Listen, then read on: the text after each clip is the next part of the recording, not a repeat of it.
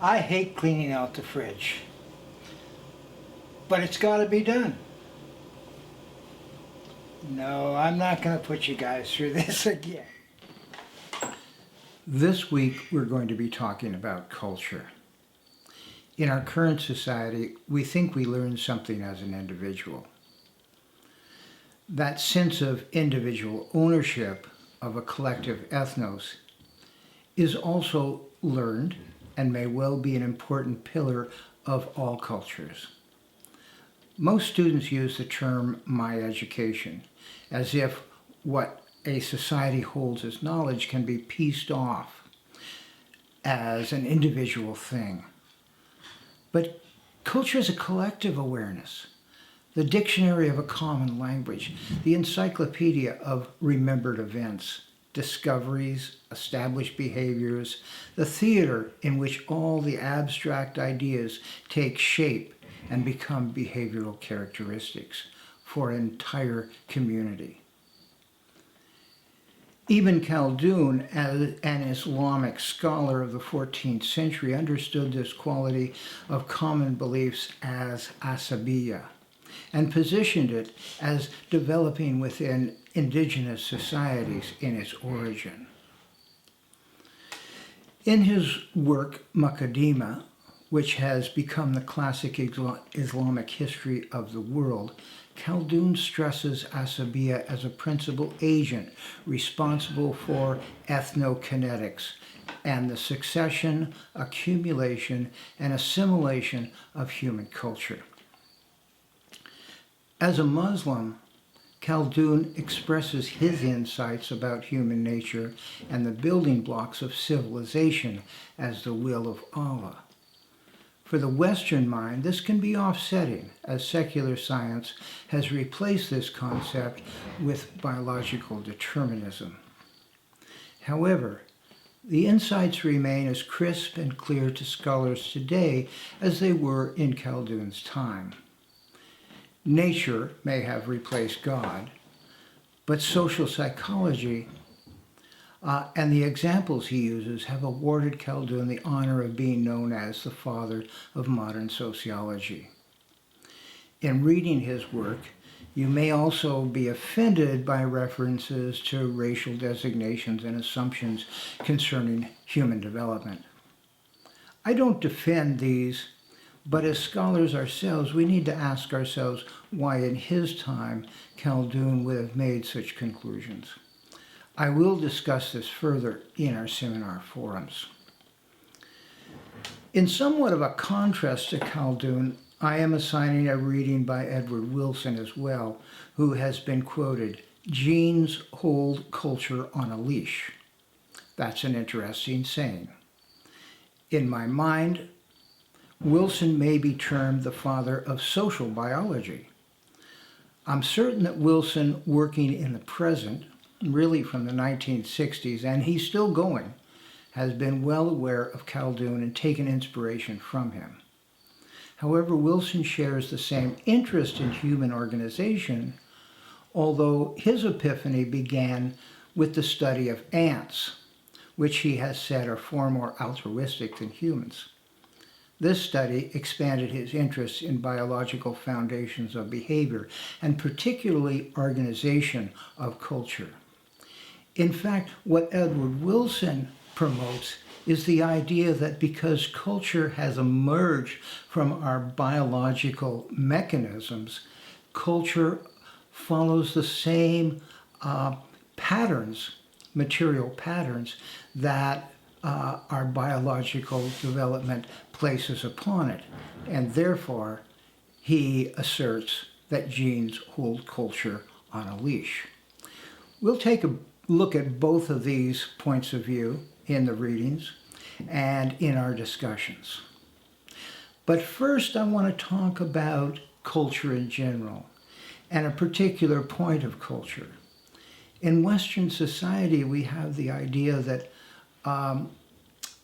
culture is ascending, that somehow we're moving from a very primitive state to a much more sophisticated, I guess you would call it civilization. Well, Both of these scholars basically promote the idea that that culture is a modulation. It's a circular kind of event in which behaviors reinforce one another and move from one stage to another, and then on to another stage, and then to another stage until they repeat themselves in a kind of modulation. I want to look at that in terms of the term succession, because in the natural world, where biology clearly dominates the cultures of the animal and the plant world, we can take a look at succession a little bit more closely. Let's go out into the woods and take a look at that. This is an old field. 60 years ago, it was used for a pasture. The first thing that blew in after it was abandoned were the pines. You can see this one is fairly large. The deciduous trees blew in afterwards and took root, and then started to come up as saplings, and they are now in some places 50, 40 years old, but they're beginning to dominate the overstory of the forest here that's built over an old pasture. Any of the new pines that are developing are being overshadowed, and only the old pines will survive. The new pines will die out from lack of sunlight. You can see here how the younger pines are now littering the forest floor. As we look through the forest, again, there's another pine that's almost 6 inches in diameter and laying on the ground. The ironwoods, like the one central to the film right now, is strong and healthy. It's a hardwood. It is able to garner much more light from its leaves. There's another pine that's dead and dying in front of us.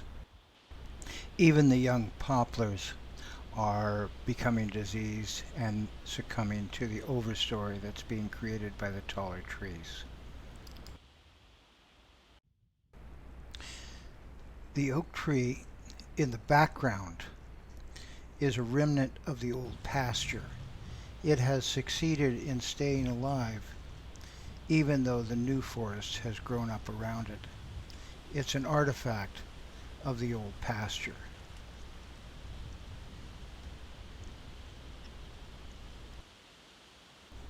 Another artifact of the old pasture is this pile of stones, which was created by the early English settlers who cleared the pasture of its stones in order to develop greater grass growth.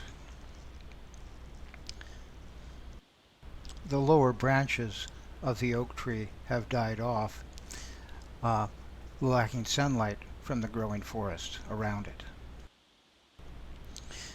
These piles of stone are a monument, an artifact of the hard work that was done by those who originally cleared the land.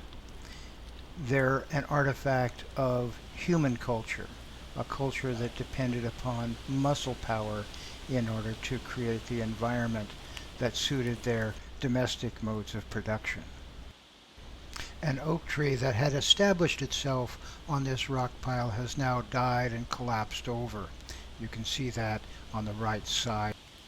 These are good examples of the succession which has occurred on the highland part of the pasture, but down below is another microclimate and microecology that has also developed out of the old pasture. Let's go down there and take a look. This is a pine and cedar forest. The pine and cedar grow approximately at the same rate, and so they have not shaded one another out in their development. They both enjoy the moisture that's in the lower area. Their organic leaf litter, which is acidic, and the fact that they're fast growers and block the sunlight has eliminated any competition from an understory developing. They will be a forest of primarily cedar and pine. The emerging cedar and pine forest drains underground into a natural swampy area called a fen, which is a forested swamp. Let's walk down to the fen and take a look.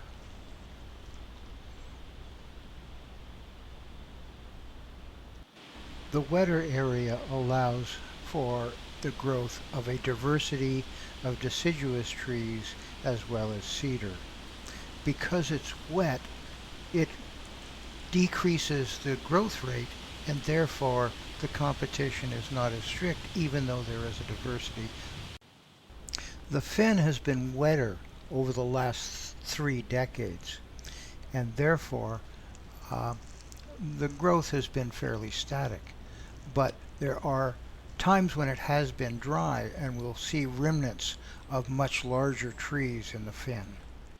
The fen is an ecology of growth and life, as well as death and dying, and decaying, and making space for new life to emerge. It is a very busy environment.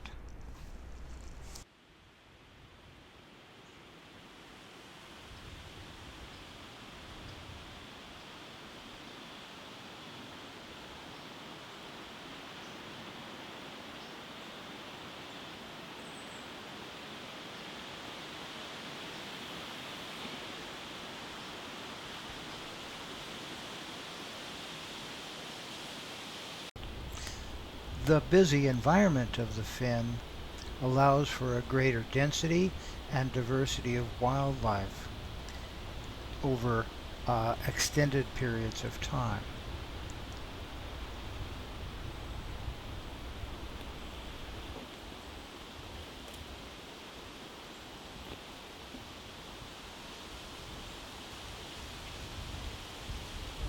We can't observe a complicated, complex culture among other species, but we can see that there's a biological imperative towards succession, that plant and animal cultures follow a very strict biological pattern. And what Edward Wilson points out is that our own cultural expressions, our own cultural learnings and teachings are rooted in the biological process. And that by following the biological process, they will always conform to the same structures that have created those foundational domains which select particular behavior, and therefore can be repetitive and follow in, I suppose, what might be considered cycles of life.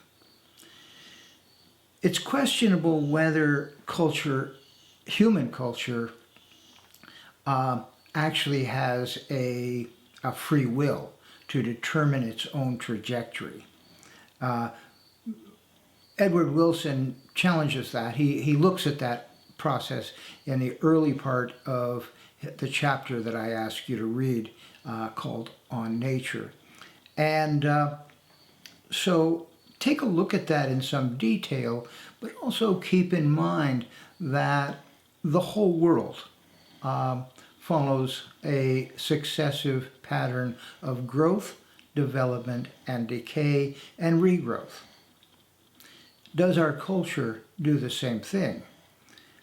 Ibn Khaldun certainly points out that there are some very consistent patterns in cultural development. This afternoon I took a trip out to Rideau Ferry to visit Clifford Miller. Clifford Miller is a collector. He has collected the cultural artifacts of the Pioneer Society that piled those stones on the pasture in my forest. And I thought I would give you a bit of a good picture of that sort of transition, those transitions that make up a successive process in a culture that we may be somewhat familiar with. In fact, many of your ancestors or some of your mixed ancestors may have been members of that civilization, which has now in large measure passed and become part of another set of successions. Let's take a look at that in some detail. I think you'll be surprised at Clifford Miller's collection.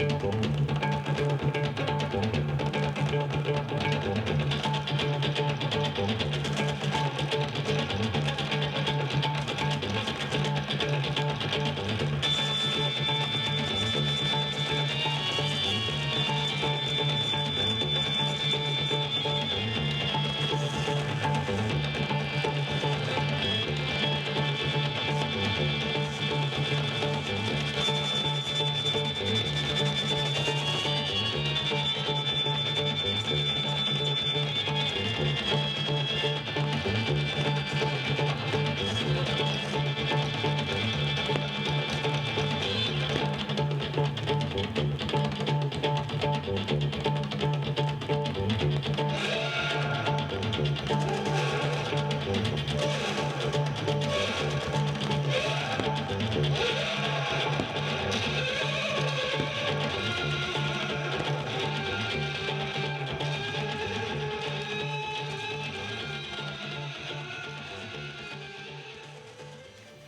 my trip to Clifford Miller's this afternoon, it becomes obvious by looking at his collection that transitions toward succession are always hodgepodge. The one clear, definitive break is shown in the tools, in that the earlier tools are very reliant on physical power and on muscle power. And later on, we see the transition to synthetic forms of energy, where electricity or gasoline power then takes over from the physical energy that was required by the early pioneers in this land that were the colonists. In chapter 2 by Ibn Khaldun, he refers to Bedouins. Bedouins happen to be the indigenous group that Khaldun is the most familiar with. He begins chapter 2 in this way. He says, "It should be known that differences of condition among people are the result of the different ways in which they make their living. Social organization enables them to cooperate toward that end and to start with the simple necessities of life before they get to conveniences and luxuries." So he understands somewhat of the economics of indigeneity. There's a lot that Ibn Khaldun has to say in chapter 2. I'm going to go over some of his ideas, but I'm going to leave the rest for you to discover as you read through chapter 2. He points out that Bedouins are prior to sedentary people, meaning people in urbanized areas or suburban areas. He points out that the desert is the basis of the reservoir of civilization and cities. It's a really important concept because what he's getting at is that what happens within indigeneity develops toward a interchange or an interface with more sedentary groups that have developed a different type of social organization. But he points out the fact that it is among the indigenous people, the Bedouins that he is most familiar with, that they are the basis reservoir of civilization and cities. That's a very important concept. And then he goes on to describe a number of things that may get in the way and cause indigenous people to rely more upon sedentary societies. He points out this, though. He points out that the reliance on sedentary people upon laws destroys their fortitude and power of resistance. He goes to some length to describe how indigenous people have customs and quite complex customs in terms of their social relations. But in terms of formal laws, they avoid that because it places too greater restrictions on free will and individualism. So he points out this about sedentary people. He says that when laws are enforced by means of punishment, they completely destroy the fortitude of the people. Because the use of punishment against someone who cannot defend himself generates in that person a feeling of humiliation that no doubt must break his fortitude. When laws, and he goes on to say this, that laws are not just enforced through punishment, but when laws are intended to serve the purpose of education and instruction and are applied from childhood on, they have to some degree the same effect because people then grow up in fear and docility and consequently do not rely on their own fortitude. And right from the beginning of the chapter, he distinguishes this difference between indigenous people and sedentary people as a key difference. In fact, he goes on to say that both punishment and education are the key tools of oppression. His main focus in this chapter is on asabiya. And in the 7th section of chapter 2, he points out this, that only tribes held together by group feeling can live in the desert. And referring to the Bedouins, I think what he's referring to here, and he uses other examples of other indigenous people, by the way, he's referring to indigenous people are held together by group feeling, this thing which he refers to as asabiya in Arabic, and that it only develops when they live in natural environments and depend upon subsistence economies within those natural environments. He states this as well, that group feeling results only from blood relationships or something corresponding to it.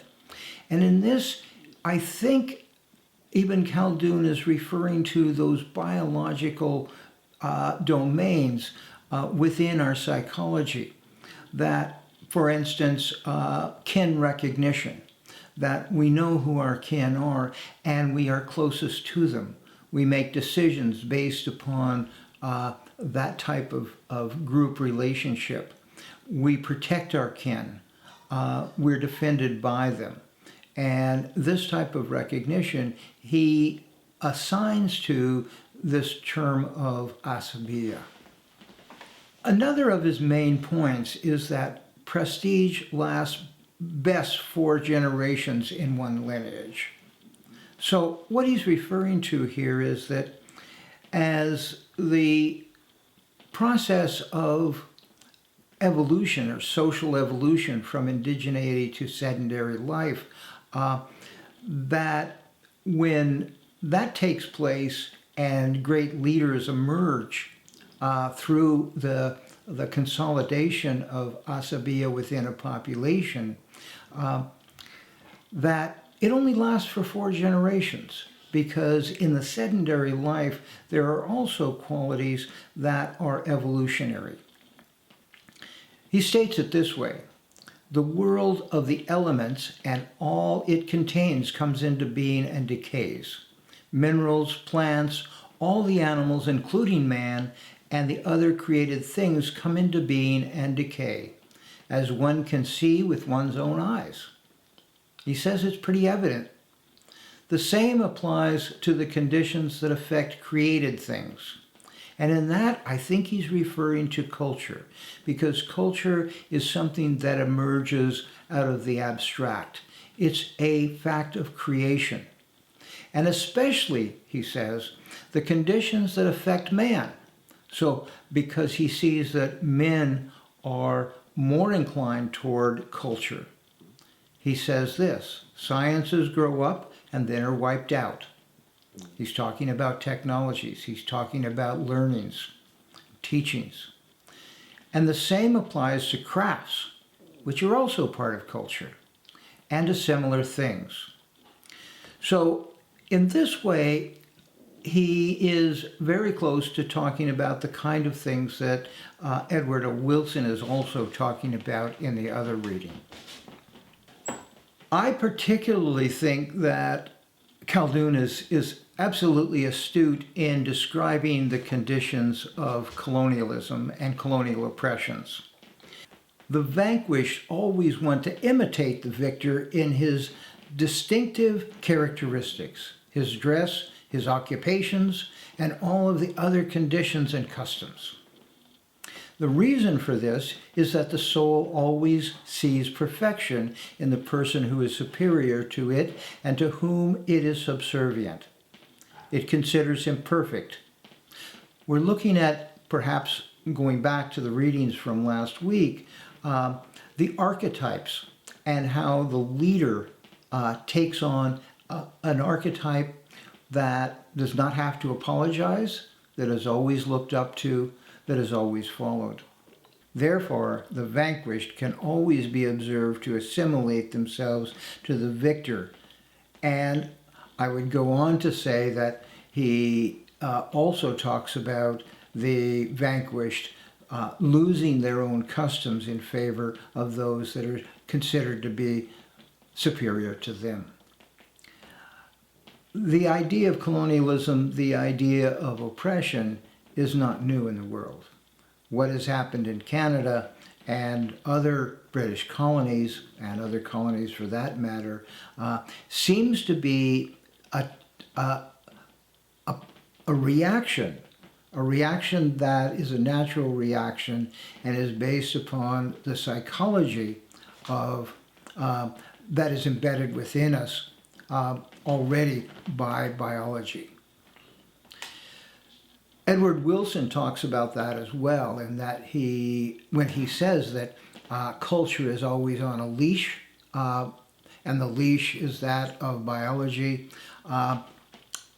that's exactly what he's referring to. Khaldun tells us in the end of chapter 2 that the Bedouins, and remember, when he's talking about Bedouins, he's referring to the indigenous people that he's most familiar with.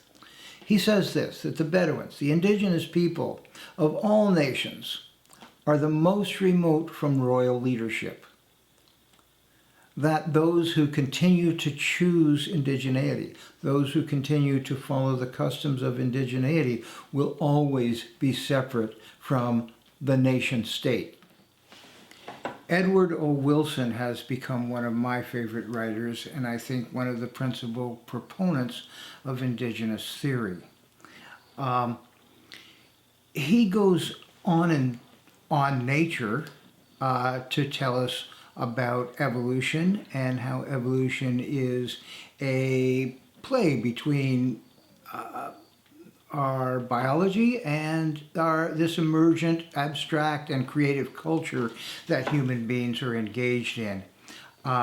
He starts his article, or starts chapter 4, with the idea that free will does not necessarily exist, that it may be something like a play between culture and biology, but clearly biology will win out in the end, meaning that indigeneity, or the way that we have been programmed through the Pleistocene time and Paleolithic era, is that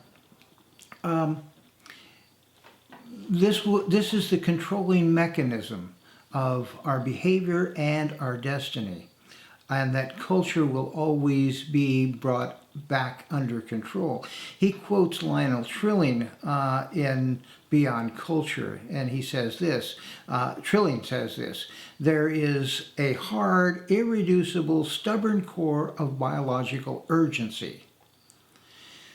And that urgency, that biological necessity, biological reason, as he refers to it, that culture cannot reach, and that reserves the right, that biology reserves the right, which sooner or later it will exercise, to judge the culture and resist it and revise it."